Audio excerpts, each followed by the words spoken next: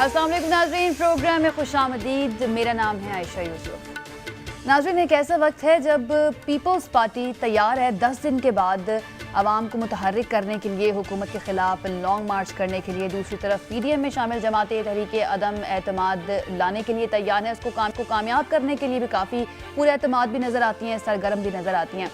होना ये चाहिए था कि हुकूमत आवाम के अंदर जो अभी मनफी जज्बात पाए जाते हैं, ख़ास तौर पर महंगाई को लेकर, उनको कंट्रोल करने के लिए, थोड़ा सा अपनी तरफ रिझाने के लिए आवाम को कोई ऐसे इक़दाम करती कि आवाम जो हैं उनके जज्बात थोड़े से कंट्रोल में आते, ज़रा हुकूमत के लिए सॉफ्ट कॉर्नर पैदा होता। लेकिन लगता ये है कि सब कुछ उल्टा हो रहा है, क्योंकि ख़बर ये आई कल रात को कि पेट्रोल की कीमतों में रिकॉर्ड इजाफा हुआ। ये वो इजाफा जिसमें पहले वज़ीर आज़म इमरान खान ने कहा कि ये इजाफा बहुत ज़्यादा है, असम्बली को वापस भिजवा दिया ओगरा की। लेकिन उसके बाद अचानक पता नहीं क्या हुआ कि ख़बर आ गई कि 12 रुपये 3 पैसे का इजाफा पेट्रोल की कीमतों में हो रहा है। अब ये इजाफा सिर्फ पेट्रोल की कीमतों में नहीं होता, बल्कि इसका रिपल इफेक्ट आता है और अल्टीमेटली तमाम ज़रूरियात ज़िंदगी जो है वो महंगी हो जाती हैं। पहले ही महंगाई जो है वो इतनी ज़्यादा है कि आवाम के लिए अपने कारोबारी ज़िंदगी गुजारना जो है वो मुश्किल हो चुका है। 22 माह की बुलंद तरीन सतह पर महंगाई पहुंची हुई है, उसमें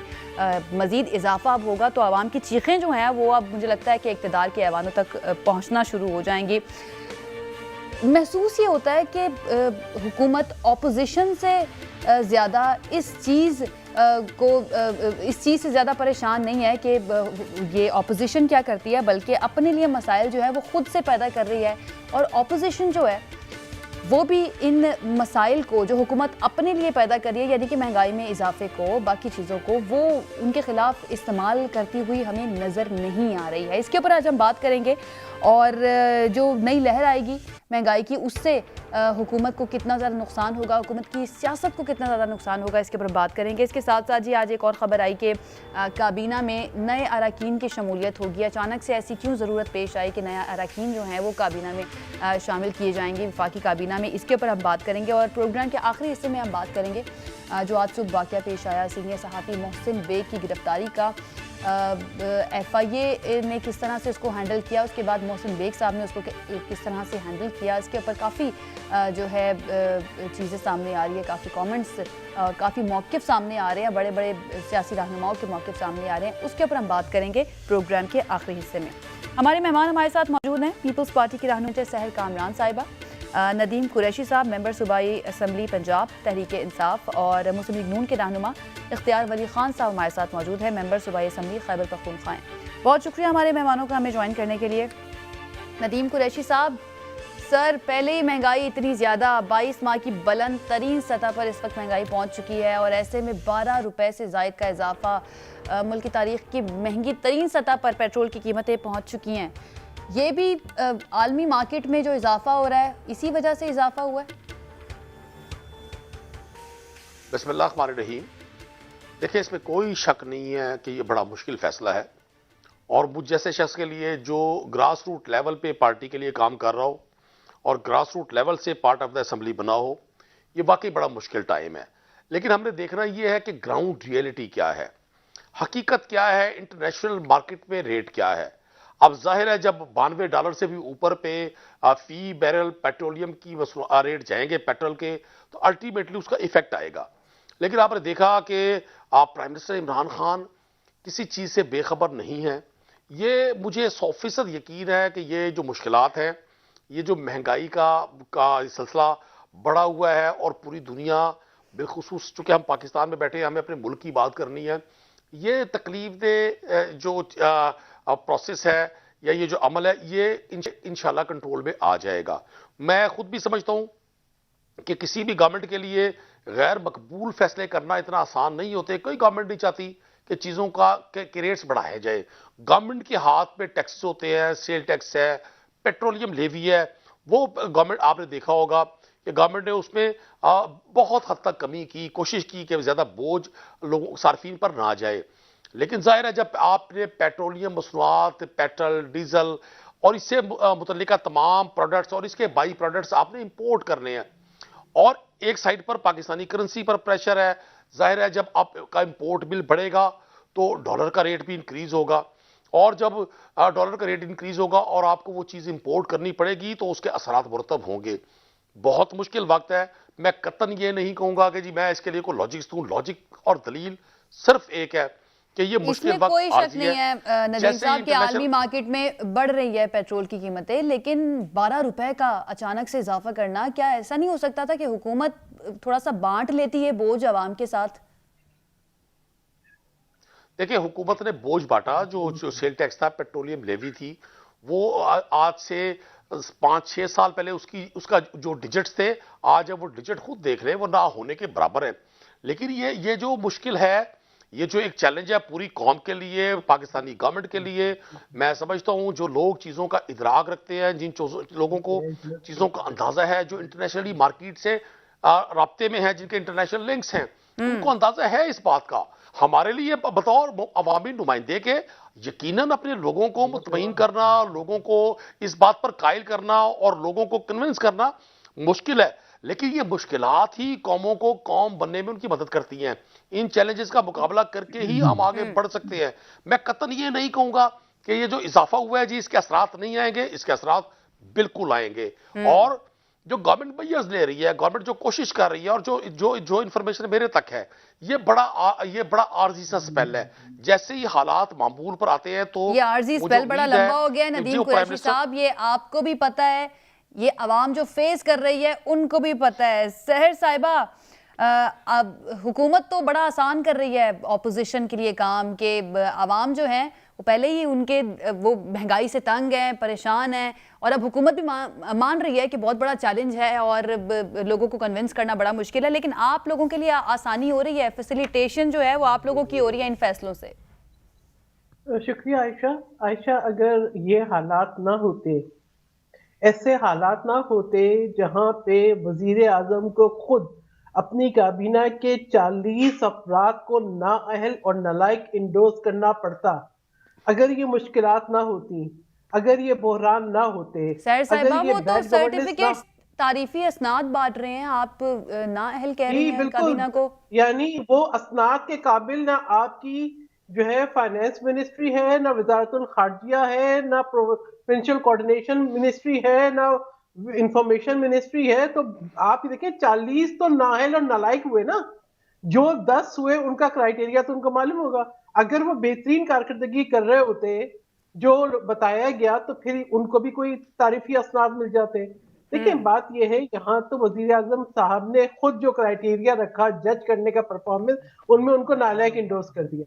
تو یہ تو اپوزیشن تو ان کو بالکل چھیڑتی بھی نہیں. جس طریقے سے تمام تحفظات کے بعد ہم آ کے بیٹھے تھے نیشنل اسمبلی کے اندر، ہم انہیں کچھ نہ کہتے، ہم کہتے کہ جی آپ اپنی ضرور پرفارمنس دکھائیں. 90 دن میں نہیں دکھا سکتے آپ، جو ہے وہ 6 مہینے میں دکھائیں، آپ سال میں دکھائیں. اب چند ہفتے کی پھر بات کر رہے تھے، پھر سال کی بات کر رہے تھے، پھر 1.5 سال کی بات کر رہے تھے، پھر 2 سال کی بات کر رہے تھے. اب 3.5 سال ہو رہا ہے اور آپ کی پرفارمنس یہ ہے کہ آپ ابھی کہتے ہیں شارٹ سپین ہے. ندیم قریشی صاحب ضرور گراس روٹ لیول سے آئے ہیں، وہ بات کریں گے. ان کو شاید لوگ پوچھتے ہوں گے کہ جی آپ نے ووٹ لیا ہے کچھ وعدے کر کے، لیکن وہ لوگ جو سلیکٹڈ ہیں جو کہ گراس روٹ لیول سے نہیں آئے، ان کے رویے تو ایسے ہی ہیں. یعنی آپ یہ دیکھیں کہ کوئی ایسا شخص جس کو شعور ہو اور جو جانتا ہو کہ عوام کے کیا مسائل ہیں، وہ اتنا انتشار، اتنی ہیجان انگیزی برپا کر سکتا ہے کہ توجہ فوکس جو ہے کارکردگی پہ نہیں ہے.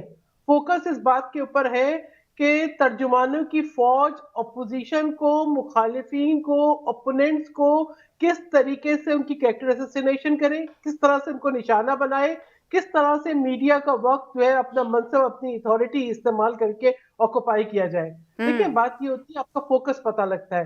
اس سے پہلے اس سے بھی زیادہ جو ہے 100 سے اوپر بھی گئی جو ہے فیول کی قیمت. مسئلہ ہے کہ آپ کی پہلے دن سے غلط پالیسیز ہے. آپ نے عوام سے جھوٹ بولا، آپ نے غلط بولا. میں کہتی ہوں عمران خان صاحب ایک دفعہ اسی کنٹینر پہ واپس اپنے آپ کو رکھ کے سوچیں کہ آپ کیسی باتیں کرتے تھے اور آج آپ نے کن حالات میں پاکستان کو پہنچایا. اگر آپ نے بغیر سوچے سمجھے روپے کو ڈی ویلیو کیا تو اپنی بات کو یاد کریں. اگر آج تیل کی قیمت بڑھی تو پھر آپ اس کو یاد رکھیں گے. اب جو کہہ رہے ہیں، صحیح کہہ رہے ہیں ندیم قریشی صاحب، اس کا امپیکٹ پڑے گا ہر کموڈیٹی کو. اب آپ سب کی ہماری چیخیں نکل رہی ہیں. ہم جو بہت تحمل سے بیٹھے تھے, ہماری چیخیں نکل رہی ہیں. اب پوری قوم گھبرا رہی ہے. اب عمران خان صاحب اپنا ہیلی کاپٹر چھوڑے, کیونکہ کتنے ہیلی کاپٹر سیر صاحب کتنی پر امید ہیں آپ لوگ کہ اب خاص طور پر اس فیصلے کے بعد لوگ نکلیں گے آپ کے ساتھ بڑی تعداد میں؟ دیکھیں, اس فیصلے سے پہلے بھی اس نہج تک آ گئے تھے, اور اس فیصلے نے مزید جو ہے نا ایسے حالات پیدا کر دیے ہیں. آپ کا ایگریکلچر تباہ ہو جائے گا. آپ یہ سوچیں کہ جو ڈیزل کی قیمت بڑھی ہے, فلوئنگ کاسٹ کتنی بڑی ہے, ٹھیک ہے, آپ کی پہلی اور ہر چیز کی قیمت بڑھے گی, ہر کموڈیٹی کی ٹرانسپورٹیشن کاسٹ اس میں ایڈ ہوگی. اور اس کے بعد کیا ہوگا, عوام کیا کریں؟ ہم تو یقین کریں, سوچ کے بیٹھے, ایک دن بجلی کی قیمت بڑھتی ہے, ایک دن گیس کا بحران آتا ہے, ایک دن فیول کی قیمت بڑھتی ہے. یہ تو روزانہ کا مسئلہ ہے. ایسا ہی ہے, پرچیزنگ پاور جو ہے وہ آدھی رہ گئی ہے, اور جو مہنگائی ہے وہ بڑھتی جا رہی ہے. بالکل ایسی ہے. اختیار ولی خان صاحب بھی ہیں سیر صاحبہ, اختیار ولی خان صاحب کو بھی شامل گفتگو کر لیتے ہیں. گاڑیاں لا کے اس پہ جائے کریں نا, ہیلی کاپٹر چھوڑ دیں. ہیلی کاپٹر ٹیک آف کرتا ہے, لینڈ کرتا ہے, تب بھی بڑا فیول لگتا ہے. اختیار ولی خان صاحب کو بھی شامل گفتگو کرتے ہیں. اختیار صاحب, شہباز شریف صاحب نے تنقید کی, باقی جو سیاسی رہنما تھے ان کی جانب سے بھی تنقید سامنے آئی اس فیصلے کے اوپر کہ 12 روپے سے زائد کا اضافہ ہوا ہے پیٹرولیم مصنوعات کی قیمتوں میں.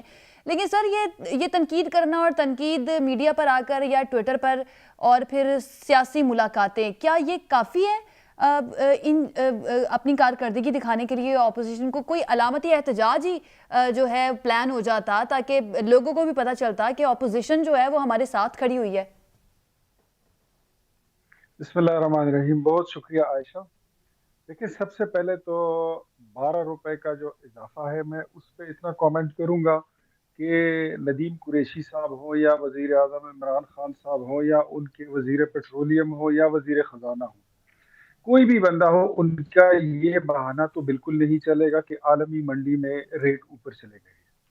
ہم تو ان سے یہ پوچھتے ہیں, جب عالمی منڈی میں ریٹ کم تھے تو اس وقت آپ نے کیا ریٹ رکھا ہوا تھا؟ کورونا کے دنوں میں تو یہ پیٹرول, یہ کروڈ آئل مفت میں بانٹ رہے تھے, وہ مفت دے رہے تھے, ایون مائنس میں پرائسز چلی گئی تھی. آپ کا تو اس وقت کا ریٹ بھی 120 اور 115 روپے کا تھا. آپ اس وقت کو کیوں بھولتے ہیں؟ دوسرا, میں یہاں پہ ایڈ کرنا چاہوں گا کہ نواز شریف کی حکومت میں عمران خان کو یہ قیمت 65 روپے کی ہضم نہیں ہوتی تھی. یہ کہتے تھے کہ یہ مہنگا پیٹرول بیچ رہے ہیں, اس میں وزیر اعظم چوری کر رہا ہے, اس میں سارے وزیر اور پوری حکومت چوری میں ملوث ہے. تو جناب عمران خان صاحب, آج تو آپ کے وہی فرمودات پوری قوم یاد کر رہی ہے, جب آپ کہتے تھے کہ جب پیٹرول بڑھتا ہے, ڈالر مہنگا ہوتا ہے, مہنگائی آتی ہے, تو آپ سمجھ لیں کہ آپ کا وزیر اعظم چور ہے. تو اس وقت آپ کو یہ عالمی منڈی والا جو فارمولا ہے, کیا یہ آپ کو یاد نہیں تھا یا آپ کو سمجھ نہیں آتا تھا؟ شہباز شریف صاحب کی آپ نے بات کی, تو دیکھیں سحر مین آپ میری بیٹھی ہوئی ہیں, ہم نے پی ڈی ایم کے پلیٹ فارم پہ کون سا ایسا احتجاج ہے جو ہم نے نہیں کیا, جس میں ہزاروں اور لاکھوں لوگ اکٹھے ہوئے؟ لاہور دیکھ لیں, کراچی دیکھ لیں, پشاور دیکھ لیں, کوئٹہ دیکھ لیں. احتجاج تو ہوتے ہیں, لیکن احتجاج پولیٹیکل ماحول ہو ڈیموکریٹک ملکوں میں, وہاں پہ احتجاج کا مطلب یہ ہے, جو عمران صاحب کبھی اپوزیشن میں تھے تو یہ کہتے ہوتے تھے کہ میرے خلاف اگر کے پی میں 550 لوگ بھی اگر کہیں نکل آئے تو میں استعفیٰ دے دوں گا. تو اب ان سے تو ہم یہ پوچھتے ہیں کہ مولانا صاحب کے تو ملین مارچز ہوئے ہیں, اور وہ مہنگائی کے خلاف ہوئے ہیں, آپ کی پور پرفارمنس کے خلاف ہوئے ہیں. یہ جن کو آپ نے ایوارڈ دیے ہیں, جن کو آپ نے تعریفی اسناد دی ہیں, مراد سعید جیسے لوگوں کو, شیخ رشید جیسے لوگوں کو, یہ تو وہ لوگ ہیں, یہ کسی چوک میں جانے کے لائق نہیں ہیں. میں تو کسی بھی وزیر خزانہ کو یا کوئی بھی وفاقی وزیر ہو, میں اس کو چیلنج کرتا ہوں کہ پنڈی کے چاندنی چوک میں آ کے ایک تقریر کر کے دکھا دے, راجہ بازار میں ذرا گھوم کے دکھا دے, بلو ایریا میں کسی دکان سے تھوڑی بہت شاپنگ کر کے دکھا دے. آج حالت یہ ہے عائشہ, میں آپ کو بتاتا ہوں, لیٹ می ٹیل یو, اور میں قوم کو بتانا چاہتا ہوں, پشاور میں گزشتہ 2-3 دنوں سے راستے میں راہ چلتے ہوئے لوگوں سے ڈبل روٹی اور روٹی چھینے جانے کی رپورٹس آ رہی ہیں. یہاں پہ سنیچنگ شروع ہو گئی, تندور پہ جا کے روٹی اٹھائی اور بندہ بھاگ گیا. گن پوائنٹ پہ موبائل سنیچنگ شروع ہو گئی ہے. آپ کی جو تبدیلی تھی, خدا اللہ رسول کا واسطہ وہ آپ کو مبارک ہو. آپ مان لیں اختیار تسلیم صاحب کر لیں اپوزیشن عمران جماعتیں خان جو ہیں وہ پیپلز فیل ہو پارٹی چکی ہے. نون لیگ پی ڈی ایم میں شامل جماعتیں وہ ہمیں کہتی ہوئی نظر آتی ہیں کہ اس حکومت سے نجات جو ہے وہ بہت زیادہ ضروری ہو چکی ہے، لیکن آپ کی پی ڈی ایم یا پیپلز پارٹی بھی ایون تمام جماعتیں جو ہیں اپوزیشن میں شامل وہ ایک پوائنٹ پر ہمیں متفق نظر نہیں آتی ہیں. کبھی کہا جاتا ہے کہ مارچ اس میں ہوگا، کون کبھی کہا شک جاتا ہے یہ تحریک آپ عدم اعتماد ہوگا. عائشہ اب متفق ہے. تحریک عدم اعتماد کی بات پر آئے ہیں تو اس کے بعد مولانا کہتے ہیں کہ اگر تحریک عدم اعتماد ہو جاتا ہے تو پھر لانگ مارچ کی ضرورت نہیں پڑے گی. لانگ مارچ کا اعلان 3 مہینے پہلے کر دیا جاتا ہے. اس ٹائم پہ بھی حکومتی رہنماؤں نے کہا تھا کہ لانگ مارچ نہیں ہوگا. آپ لوگ تو خود سے صحیح ثابت کر دیتے ہیں حکومت کے رہنماؤں کو جو وہ باتیں کرتے ہیں. میں بتاتا ہوں. اگر آپ یہ کہتی ہیں کہ ہم عدم اعتماد لانے میں ناکام ہیں تو لیٹ می کنفیس اٹ. میں کنفیس کرتا ہوں کہ ابھی تک ہم نہیں لا سکے کیونکہ پیپلز پارٹی ایک جمہوری قوت ہے اور ہم اس کو سیاسی نظریاتی جماعت سمجھتے ہیں. لیکن پی ڈی ایم کے پلیٹ فارم پہ جب ہم اکٹھے ہوئے تھے اس وقت اگر پیپلز پارٹی مان جاتی اور ہم استعفے دے دیتے کلیکٹیولی تو شاید آج تحریک انصاف کی حکومت نہ کھڑی ہوتی اور یہ اس کے باقیات بھی ختم ہو چکے ہوتے. تحریک انصاف بذات خود کوئی سیاسی نظریہ اور سیاسی جماعت تو ہے نہیں. یہ تو ایک کیفیت تھی اور تمام جماعتوں کا جو ان کا ویسٹ تھا وہ باہر جنہوں نے پھینکا اس کو ملا کے تو تحریک انصاف بنی ہے.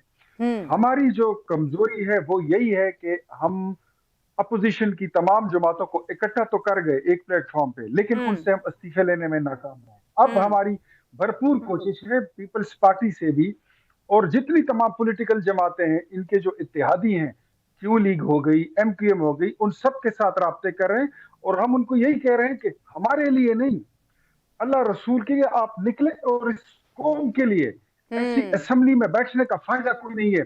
جو باہر لوگ آپ یقین کریں لوگ بچوں کو کشتی میں بٹھا کے دریا بیچ میں لے جا کے بچوں کو پھینک دیتے ہیں. اختیار صاحب یہ جو آپ بات کر رہے ہیں کہ ان اسمبلیوں میں بیٹھنے کا فائدہ نہیں ہے، مجھے یاد ہے 2018 کے انتخابات کے بعد مولانا اور شہباز شریف صاحب بڑے سیاسی رہنما ان تمام جماعتوں کے انہوں نے میڈیا ٹاک کی تھی اور کہا تھا کہ ہم ان اسمبلیوں کو مانتے ہی نہیں ہیں اور اس کے بعد انہی اسمبلیوں میں جا کر حلف بھی اٹھائے تھے. بہرحال میں آگے بڑھ جاتی ہوں تھوڑا سا. ندیم قریشی صاحب میں آپ کی اس بات کا میں تھوڑا سا اس پہ کامنٹ کرنا جی مجھے آج بھی یاد ہے کہ مولانا صاحب نے یہ تجویز پیش کی تھی کہ ان اسمبلیوں میں بیٹھنے کا فائدہ نہیں ہے. 2018 کے الیکشن کے انتخابات نہ ہم نے نہ عوامی نیشنل پارٹی نے نہ پاکستان پیپلز پارٹی نے کسی نے تسلیم نہیں کیے تھے لیکن زرداری صاحب اور بلاول صاحب کی یہ وہ تھی کہ وہ بضد تھے کہ اسمبلی میں بیٹھ کے اپنا پروگرام چلانا چاہیے پولیٹیکلی اور اس کا سب سے زیادہ خمیازہ جو ہے وہ نون لیگ نے بھگتا ہے. مسلم لیگ نون نے نواز شریف شہباز شریف رانا ثناء اللہ مریم حمزہ کوئی خواجہ سعد رفیق خواجہ آصف احسن اقبال امیر مقام کوئی بندہ ایسا نہیں رہا جس کو جیل نہیں بھیجا گیا. حالانکہ نیشنل اکاؤنٹیبلٹی بیورو کیا یہ نواز شریف اکاؤنٹیبلٹی بیورو تھا؟ کیا یہ صرف اپوزیشن کو چلنے کے لیے بنایا گیا تھا؟ ٹھیک ہے آپ کا پوائنٹ آ گیا اختیار صاحب. آن دا ریکارڈ ہے. صحیح آپ کا پوائنٹ آ گیا. جی ندیم قریشی صاحب آگے بڑھ جاتے ہیں تھوڑا سا. خبر آئی شہباز گل صاحب نے کہا کہ صوبائی اور وفاقی کابینہ میں مزید لوگ جو ہیں ان کو ایڈ کیا جائے گا. اس میں کچھ تبدیلیاں جو ہیں وہ ہو رہی ہیں. اچانک سے ضرورت کیوں پڑی اور یہ کہیں وہی لوگ تو نہیں ہیں جن کے بارے میں اپوزیشن دعوے کرتی ہے کہ یہ ہمارے ساتھ رابطے میں ہیں؟ دیکھیں جی شہباز گل صاحب نے یہ خبر بریک کی ہے اس کا بہتر جواب تو وہی دے سکتے ہیں. گورنمنٹ میں ڈیسیجنز ہوتے رہتے ہیں ڈیفرنٹ لوگوں کو ذمہ داریاں دی جاتی ہیں اور پاکستان تحریک انصاف کے حوالے سے ہمارے مخالف جو بھی کہیں ایک ٹرینڈ اس جماعت نے ضرور سیٹ کیا کہ پاکستان میں جو عرصہ دراز سے 2 پارٹی سسٹم تھا اور یہ پارٹیز یہاں میوزیکل چیئر کی گیم کھیل رہی تھیں. کبھی ایک پارٹی دوسری کو گالیاں دے کر اقتدار میں آتی تھی اور دوسری جماعت اقتدار میں آ کر اپنی اپوزٹ کو سیکیورٹی رسک اور ملک دشمن قرار دیتی تھی. اس سسٹم کو بریک کیا. مڈل کلاس کے بہت سارے لوگوں کو یہ موقع دیا وہ ملک کی نمائندگی کریں. آج میں سمجھتا ہوں کہ پاکستان تحریک انصاف نے بہت ساری چیزوں کو بڑے ڈیفرنٹ وے میں آگے بڑھایا. ہمارے مخالفین تو خیر آپ ان سے پوچھ رہے 3.5 سال میں یہ تو کوئی ایک اچھا کام بھی نہ مانیں گے. اور میں آج بھی ایز اے پولیٹیکل ورکر سمجھتا ہوں ہماری سیاسی سسٹم کا سب سے بڑا المیہ یہ ہے کہ ہم سیاستدان ایک دوسرے کو तबर्रा करने में, एक दूसरे पर इल्जामात लगाने में इतने आगे बढ़ जाते हैं कि जब हमें टेबल पर बैठकर बात करनी पड़ती है तो फिर हमें अवाम के सामने हमारी वो आंखें नहीं उठती जब जब हम अपने अपने मुखालिफ को गाली देकर और उस पर डिफरेंट किस्म के इल्जामात अपनी मर्जी का रिजल्ट देने के लिए लगाते हैं। मैं समझता हूं अगर फेडरल कैबिनेट में या प्रोविंशियल कैबिनेट में प्राइम मिनिस्टर इमरान खान समझते हैं कि जी कुछ लोगों को आना चाहिए, तो जाहिर है जी वो डिसीजन मेकर है। मैं तो उस थिंक टैंक का हिस्सा नहीं हूं, ना ही मुझे ये पता है कि यहाँ मतलब लेकिन आप कौन सा पार्टी का ऐसा हिस्सा तो मयार है होगा ना कि नदीम जिसकी वजह साहब, से चले पार्टी का हिस्सा तो है ना, और नहीं, ये बातें होती भी देखिए हैं, जी, पहुंच भी मैं जाती हैं, 100% अगर सहाफियों तक पहुंच जाती हैं तो फिर मैं आपको पार्टी का 100% हिस्सा आप तक भी पहुंच जाती होंगी, तो इस लिहाज से जरा बताइए, आप रिप्रेजेंट कर रहे हैं पीटीआई को यहाँ पर। मैं बिल्कुल पार्टी का हिस्सा हूं। मेरे लिए बड़ा ऑनर है और मैंने आपको अर्ज ये की है कि मुझ तक इस हवाले से कोई खबर नहीं है। हाँ ये जरूर है कि चूंकि अब 1.5 साल बाकी है, पाकिस्तान तहरीक इंसाफ ने बाकी जमातों की तरह इंतखाब में जाना है और शायद कोई और जमात जो ये नारा बुलंद करती हो वोट को इज्जत दो, हमें इस स्लोगन से ज्यादा अगर हम किसी बात पर एतबार करते हैं या कोई जमात इस नारे पर एतबार करती है सही मानों में बजाय एक स्लोगन के, वो पाकिस्तान तहरीक इंसाफ है। हमने अपने मुखालिफ के वोट को भी रिस्पेक्ट दी और जो वोट हमें मिला हम उसको भी रिस्पेक्ट देते हैं।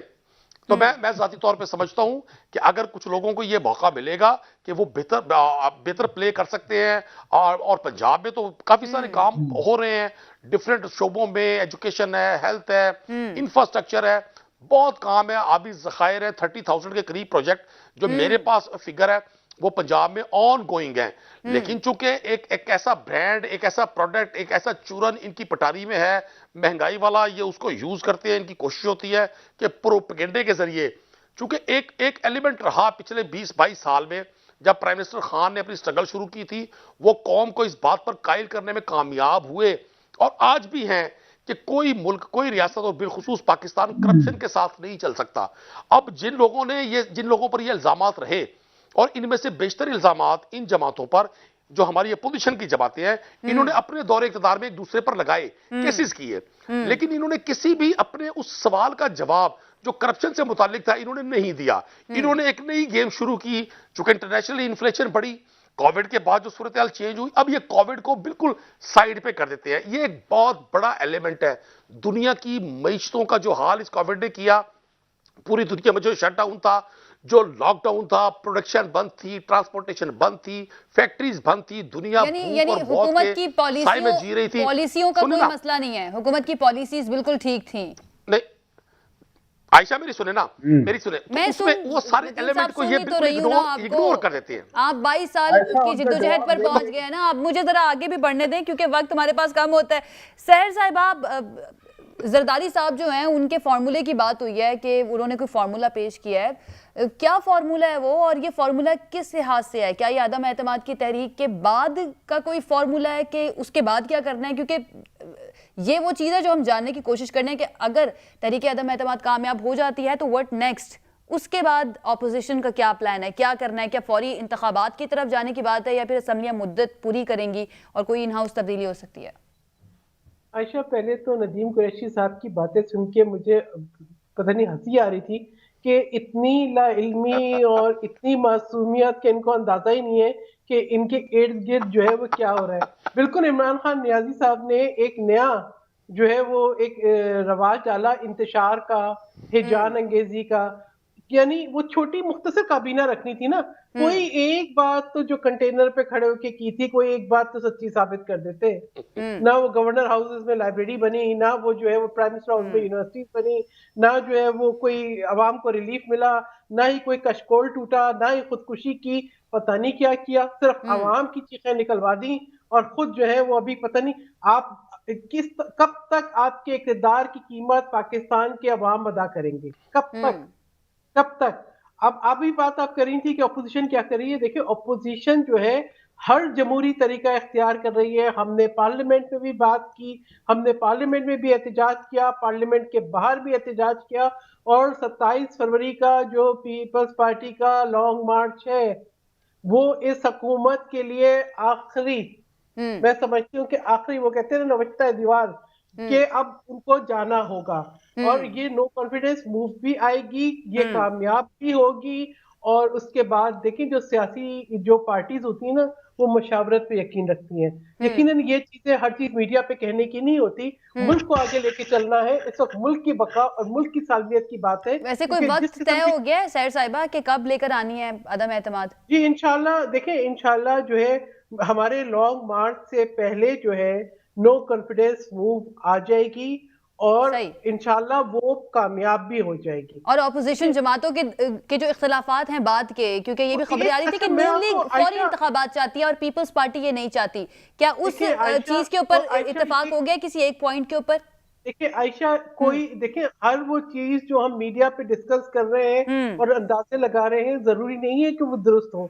کوئی اختلاف نہیں میں اندازے نہیں لگا رہی، میں تو آپ سے پوچھ رہی ہوں نا سیر صاحبہ، جیسے کہ میں ندیم صاحب کو کہی تھی آپ پیپلز پارٹی کی نمائندگی کر رہی ہیں نا، تو میں آپ سے کنفرم کر رہی ہوں، جاننا چاہ رہی ہوں. دیکھیں بات یہ ہے کہ نہ کوئی چیز حتمی ہوتی ہے، نہ کوئی سچویشن کے حساب سے چیزیں ایوالو ہوتی ہیں. اور جب سیاسی قائدین ایک دوسرے کے ساتھ رابطے میں ہیں، جب مسلسل رابطے ہو رہے ہیں، جب آپس کی کوارڈینیشن ہے، جب ایک کاز ایک ہے، اس ملک کی بقا، اس ملک کی سالمیت، اس ملک کو اور عوام کو بحرانوں سے نکالنا، تو آپ یقین کریں کہ ہر فیصلہ جو ہے وہ درست فیصلہ ہوگا. ٹھیک ہے. اس وقت بھی بات کری کہ میرے بھائی نے کہ جی ہم نے استعفے نہیں دیے. ہمارا ایک سوال تھا کہ استعفے دینے کے بعد اگر اسمبلیاں تحلیل نہیں ہوئی تو کیا ہوگا. پہلے وہ فضا بنا لیں کہ لوگ اتنا ایک پریشر کریٹ ہو جائے کہ ہم ابتدا کریں نو کانفیڈنس موو کی، اس حکومت کو کمزور کریں اور آگے چلیں. آج وہ فضا بن چکی ہے، آج وہ فضا بن چکی ہے. ہم اپنا لانگ مارچ لے کے آ رہے ہیں. اور پیپلز پارٹی ہمیشہ یہ بات کرتی ہے، اور آپ نے بھی کئی مرتبہ پروگرام میں کہا ہے کہ ٹائمنگ بڑی امپورٹنٹ ہوتی ہے سیاست کے اندر، اور اگر ابھی ٹائمنگ کی بات کریں 3.5 سال سے اوپر ہو چکے ہیں، 4تھا سال تقریباً جو ہے وہ شروع ہونے والا ہے اس حکومت کا، اور اب آ کے آپ نے یہ بتایا ہے کہ آپ کے لانگ مارچ سے پہلے آ سکتی ہے تحریک عدم اعتماد. اختیار ولی خان صاحب، ایک اور بڑی اہم ڈیولپمنٹ جو ہے وہ جہانگیر ترین گروپ کی ہے. ان کا اجلاس ہوا، تقریباً 35 کے قریب M N As M P As اس میں شامل ہوئے، اور ایسی خبریں آئی ہیں کہ ان میں سے کچھ کی رائے یہ ہے، تجویز دی ہے کہ نون لیگ کے ساتھ جا کے ہمیں کھڑا ہونا چاہیے. آپ لوگوں کا ایکٹیولی رابطہ ہے جہانگیر ترین گروپ کے ساتھ نون لیگ کا؟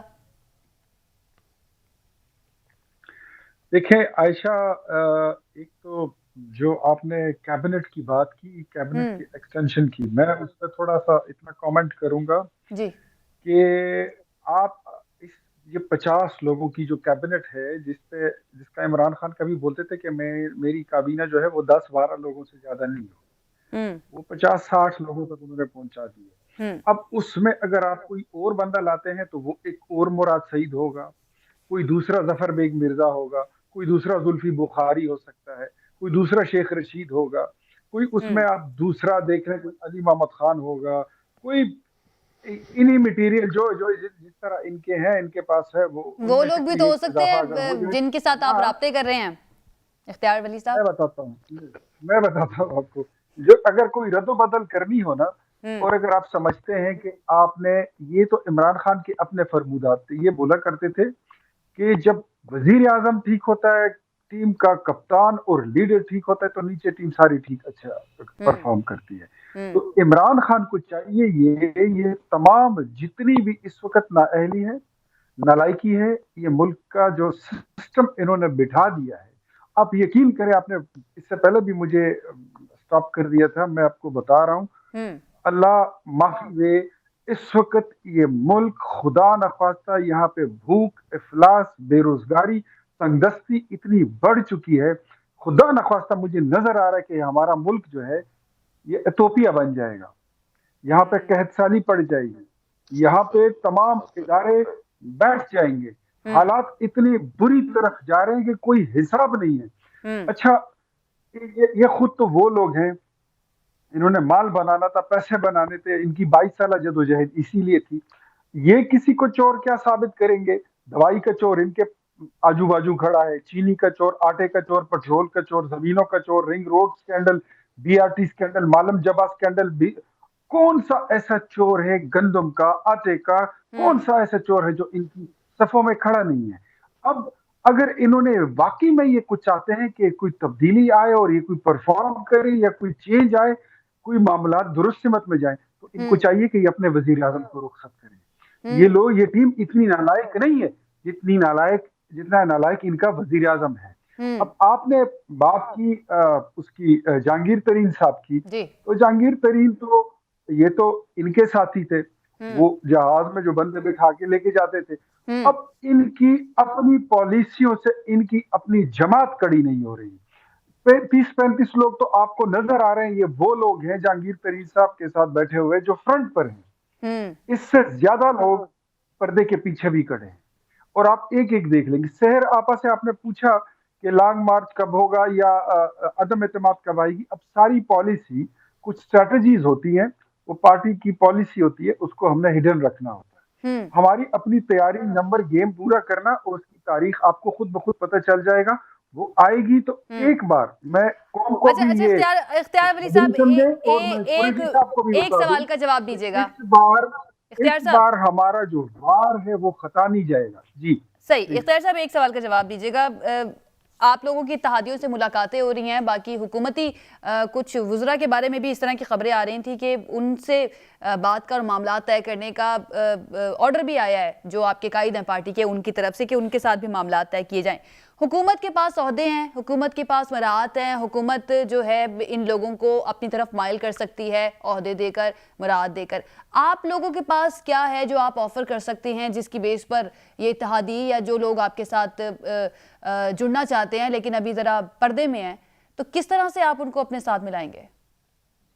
ہمارے پاس حب الوطنی ہے, ہمارے پاس محبت ہے, ہمارے پاس اس مٹی سے بیلوس محبت اور وفا, یہ چیزیں ہیں. اختیار صاحب آپ اتنے معصوم ہیں, آپ کو لگتا ہے کہ محبت سے آپ بلا لیں گے ان لوگوں کو اپنے پاس؟ جی ہم دیکھیں, ہم ان کو بلائیں گے. اور جو لوگ یہاں پر سرو کرتے ہیں عائشہ, جو لوگ اس ملک میں سیاست کرتے ہیں, جو لوگ پارلیمنٹ میں جاتے ہیں, حلف اٹھاتے ہیں, وہ وطن سے محبت اور وطن سے وفاداری کا حلف لیتے ہیں.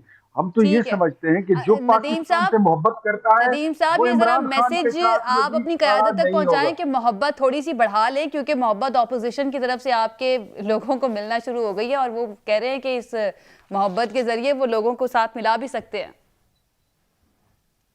عائشہ ایک چیز عرض کر دوں, پچھلے 3.5 سال میں جتنی قانون سازی ہوئی, جتنے بجٹس ہوئے, جب بھی کوئی قانون سازی ہونے کا وقت آیا, آپ نے دیکھا میڈیا پر اسی طرح سے ہمارے ان دوستوں نے بلند و باغ دعوے کیے. یہ ہاتھی کے دانت دکھانے کے کچھ اور, چبانے کے کچھ اور. اختیار ولی خان صاحب کو میں عاجزی کے ساتھ عرض کروں گا, ایک تو جو یہ انہوں نے ایک ماحول بنایا نا کہ پاکستان خدا نہ خواستہ ایتھوپیا بن جائے گا, میں ان سے کہوں گا انہوں نے 2 بار اللہ اور رسول کا نام لیا. آپ اس نام پر یقین بھی رکھیں, یقیناً یقین ہوگا آپ کو. رازق اللہ کی ذات ہے, رزقوں کے فیصلے اللہ تعالیٰ کرتا ہے. یہ روٹی میں نے یا آپ نے کسی کو نہیں دینی, یہ خدا کے فیصلے ہوتے ہیں. اتنے خدائی دعوے نعوذ باللہ نہ کریں, لوگ آپ سے اور زیادہ متنفر ہو جائیں. میری بات سنیں, میری بات توجہ سے سنیے, میری بہنیں توجہ سے سنیے. وقت میرے پاس ختم ہو گیا ہے. بہت شکریہ ہمارے مہمانوں کا ہمیں جوائن کرنے کے لیے. ناظرین ابھی ایک بریک لیتے ہیں, بریک سے واپس آئیں گے تو ہمیں جوائن کریں گے سینئر صحافی اویس توحید صاحب. صحافی محسن بیگ صاحب کی گرفتاری سے متعلق ان سے بات کریں گے ایک بریک کے بعد. Stay with us.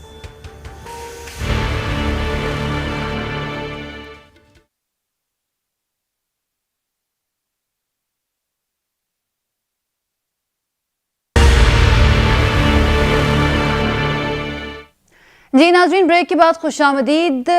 اس حصے میں ہم بات کرتے ہیں, آج صبح خبر آئی سینئر صحافی بلکہ محسن بیگ صاحب کی گرفتاری کی. کچھ ویڈیوز بھی آئیں, کچھ تصاویر بھی سامنے آئیں جس میں ہمیں نظر آیا کہ ایف آئی اے کی ٹیم جو ہے انہوں نے چھاپا مارا محسن بیگ صاحب کی رہائش گاہ پر, اور وہاں پر ہاتھا پائی ہوئی. پھر محسن بیگ صاحب کے ہاتھ میں بندوق نظر آئی, اور یہ بھی کچھ خبریں رپورٹ ہوئیں کہ وہ سیدھے فائر بھی کرتے رہے, جس کے بعد انہیں وہاں سے ایف آئی اے کی ٹیم گرفتار کر کے لے گئی. اب اس خبر کے کئی پہلو ہیں.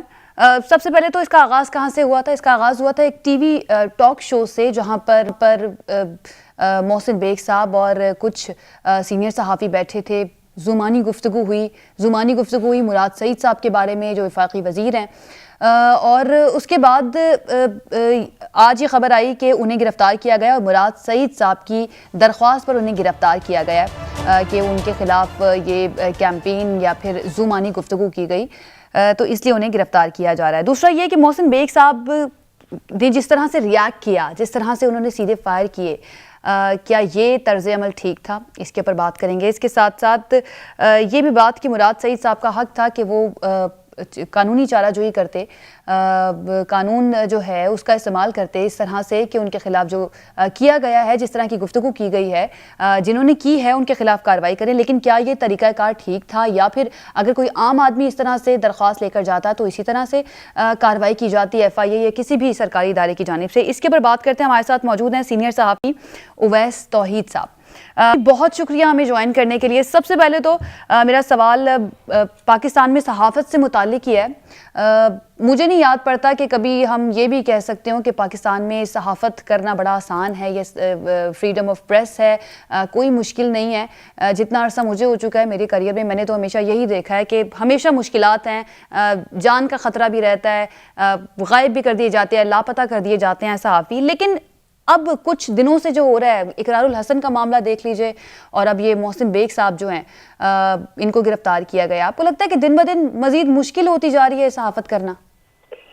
देखिए Ayesha, thank you very much. देखिए बिगड़े घर की कहानी है, ये बिगड़े हुए माशरे की कहानी है। ये तवातुर के साथ जो वाकयात हो रहे हैं, ये न सिर्फ अफसोसनाक है, काबिल मजम्मत है, बल्कि ये आपको रिफ्लेक्ट करते हैं कि सोसाइटी के अंदर कितना इंतशार है। आप देख लीजिए कि क्या ये गैर जिम्मेदार सहाफत का एक्ट, क्या उसके जवाब में तशद्दुद जायज़ है? नहीं, बिल्कुल जायज़ नहीं है। ये बिल्कुल सही बात है कि इकरारुल हसन जो अपनी टीम को लेके एक इंटेलिजेंस एजेंसी के दफ्तर में गए कैमरे लेके, क्या वो एडिटोरियली सही अमल है? मैं समझता हूँ कि गैर जिम्मेदार है और कई तरीके। लेकिन सुनिए मेरे, लेकिन उसके जवाब में ये क्या ये दुरुस्त अमल है कि आप उनको नंगा करें और फिर तशद्दुद करें और करंट लगाएं? कि आज तक उस टीम के मेंबरान जो हमारे टीम में एयरवाई को कितने अरसे तक सरबराही की है, ऐड किया है, वो बच्चों की तरह हमारे हैं। और ये आप किस तरह कर सकते हैं कि रियासती इदारे या रियासती एहलकार जो है तशद्दुद से बदला ले, यानी कि इंतकाम ले। अब अगर एक टीवी प्रोग्राम में गैर जिम्मेदार गुफ्तगू होती है, गैर जिम्मेदार सहाफत होती है, लेट्स टॉक अबाउट इट के इस एजम्पशन के ऊपर के हुई है, और मैं समझता हूँ गैर जिम्मेदार सहाफत हुई होगी। लेकिन उसका जवाब ये है कि आप गरीदा के खिलाफ जो है वो ट्रेंड चलाएं, और क्या गैर जिम्मेदार जुमलों के तहत जो है आज FIA के जो एहलकार हैं, बकौल सेशन जज के जो एडिशनल जज हैं, उन्होंने कहा है कि जी बगैर सर्च वारंट के ये गैर कानूनी था मामला या रेड। कहने का मकसद ये है आयशा कि उसके बाद जो मोहसिन बेग साहब ने एक्ट अपनाया पिस्तौलों के साथ, वो दिखाई दिए गए तस्वीर में, वो भी गैर जिम्मेदार है। इसका मतलब ये है कि आप एक ऐसी रियासत के अंदर इस वक्त परवरिश पा रहे हैं कि जिसके अंदर लोग ये समझते हैं कि जो ताकतवर है वो अपना बदला ले ले, और अगर किसी इंडिविजुअल के जवाब में कोई रियासती एहलकार या हुकूमती एहलकार या फिर कानून नाफिज करने वाले इदारे अगर तशद्दुद का वो तरीका इख्तियार करें, तो फिर तो विजिलेंटिज्म होगी, और फिर तो मियां चन्नू वाले जैसे एक्ट जो है वो लोग अपने हाथों में लेंगे। श्रीलंकन जो एक बेचारे को लिंचिंग हुई सियालकोट में, फिर तो वो भी आप उसको भी जस्टिफाई करेंगे। तो कहने का मकसद ये है कि जब मैं कहता हूँ ये बिगड़े घर की कहानी है, तो इसका मतलब ये है कि एक ऐसे माशरे के अंदर जिसके अंदर मजहबी इंतहा पसंदी है, जिसमें अदम बर्दाश्त है कि मैं और आपका कोई भी एक्ट किसी को भी इतना जोश दिलाया जा सकता है जो मेरे और आपकी जान ले ले। ये कैसा माशरा है? तो कहने का मकसद ये है कि कानून की बालादस्ती नहीं है, और कानून की बालादस्ती नहीं है तो उसके जवाब में ये एक आर्गुमेंट मिलता है क्योंकि अदालतों में कन्विक्शन रेट नहीं है। तो उसका हल ये है कि आप अपने हाथ में कानून ले लें। मैं समझता हूं कि अगर किसी एंकर के खिलाफ, किसी साथी के खिलाफ अगर कोई गैर जिम्मेदारी का कोई कहीं पे है, तो आप कोर्ट ऑफ लॉ में जाएं। लेकिन ये आर्गुमेंट तो नहीं दे सकते कि अदालतें अपना काम नहीं कर रही, इस वजह से इदारे जो है वो कानून अपने हाथ में लेते हैं। तो फिर इसका मतलब है कि विजिलेंटिज्म को आप परवान चढ़ा रहे हैं, जो खतरनाक رجحان ہے اور اس میں جو معاشرے کی ترویج ہوگی وہ مہذب انداز میں نہیں ہوگی، وہ اسی طوفان بدتمیزی اور تشدد کی لہر سے ہوگی، جس سے آپ اور ہمیں جگ ہسائی کا سامنا کرنا پڑے گا بالکل اور شرمندگی کا سامنا کرنا پڑے گا۔ تو میں سمجھتا ہوں کہ صرف صحافت ہی نہیں بلکہ اس معاشرے میں جو بگاڑ ہے اس کو درست کرنا میرے اور آپ کی ذمہ داری ہے، لیکن اس ریاست کی بھی ذمہ داری ہے، اس حکومت کی بھی ذمہ داری ہے، بالکل ایسا ہی ہے، اور ان سیاسی قوتوں کی بھی ذمہ داری ہے۔ سعید صاحب اور جن کے خلاف کارروائی ہوئی، بالکل ٹھیک کہہ رہے ہیں آپ، محسن بیگ صاحب وہ بھی اسی فیلڈ کا حصہ ہیں، پہلے وہ بڑا کلوز ہوا کرتے تھے اس حکومت کے، لیکن آپ کو نہیں لگتا کہ ہم اگر ٹی وی پر بیٹھ کر اخلاقیات کا درس دیں، اب ہم پوائنٹ آؤٹ کریں کہ معاشرے میں کیا خرابیاں ہیں، یا پھر جس طرح کی زبان استعمال کی جاتی ہے یا جن پر الزام لگایا جاتا ہے کہ ان لوگوں کے آنے سے اس طرح کی اب لینگویج استعمال کی جا رہی ہے، آپ ہی بیٹھ کر پھر کسی پروگرام میں اس طرح کی زومانی گفتگو کریں، تو آپ کو نہیں لگتا کہ یہ منافقت ہے؟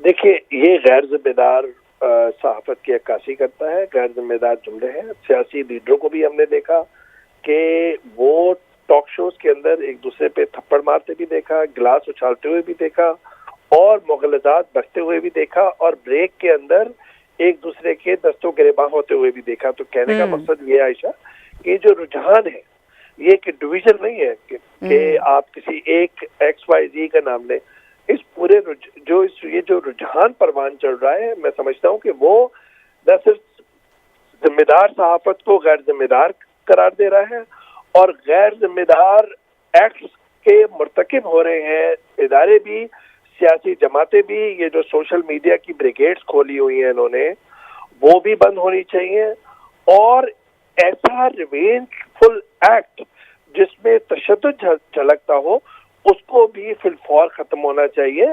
قانون کی بالادستی جس معاشرے میں نہیں ہوگی، قانون کا یہ پاس نہیں ہوگا، تو پھر آپ اس طرح کے ایکٹ دیکھیں۔ میں سمجھتا ہوں کہ کوڈ آف کنڈکٹ صحافت میں بالکل لاگو ہونا چاہیے، لیکن وہ انفارمیشن منسٹری یا ایک دو وزراء یا مشیران کی مرضی و منشا سے نہیں ہو، وہ کنسلٹیشن کے تحت ہو، جس میں سینئر جرنلسٹ ہو، جس میں ایڈیٹرز ہوں، اور پورا ایک پروسیس ہو۔ یہ نہیں ہوگا کہ کوئی چینل جو ہے اس کو آپ یوز کر رہے ہیں۔ تو یہ جو لڑائیاں ہیں، لیکن سر یہ کرے گا کون سعید صاحب؟ کیونکہ ہمیں میڈیا کے اندر بھی اگر ہم بات کریں اور اگر ہم اوپنلی بات کریں تو ایک ڈویژن نظر آتی ہے نا، ایک حصہ جو ہے ہمیں نظر آتا ہے وہ حکومت کے بالکل خلاف بات کرتا ہے، ایک حصہ جو ہے وہ حکومت کے بالکل فیور میں بات کرتا ہے اور کہتا ہے کہ سب کچھ اچھا ہے۔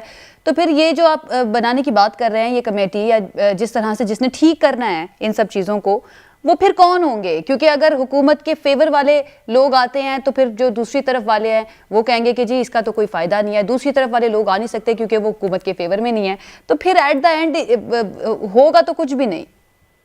نہیں عائشہ، دیکھیے مشکل راستہ ہے، اور ایک پولرائزڈ انوائرمنٹ کے اندر، پولیٹیکل پولرائزڈ انوائرمنٹ اور پبلک ڈومین کے اندر میں اور آپ زندہ رہ رہے ہیں، اور یہ صحافت سسکتی ہوئی آگے جا رہی ہے۔ تو اس بگاڑ کو درست کرنے کے لیے صحافت کے لیے قوانین پوری دنیا کے اندر لاگو ہیں، اور وہ قوانین سمپل ہیں کہ آپ نے کیا لکھا اور کیوں لکھا، آپ نے یہ کیوں براڈ کاسٹ کیا، کیسے براڈ کاسٹ کیا۔ ہر جگہ پہ ایڈیٹوریل سیفٹی والز لگائے گئے ہیں پوری دنیا کے اندر۔ میں نے بی بی سی میں کام کیا، میں نے غیر ملکی اداروں کے ساتھ کام کیا، ادارتی ذمہ داریاں سنبھالی ہیں، لیکن ہمارے ملک کے اندر یہ جو بے لگام گھوڑے کی طرح صحافت ہے وہ بھی غیر ذمہ دار ہے۔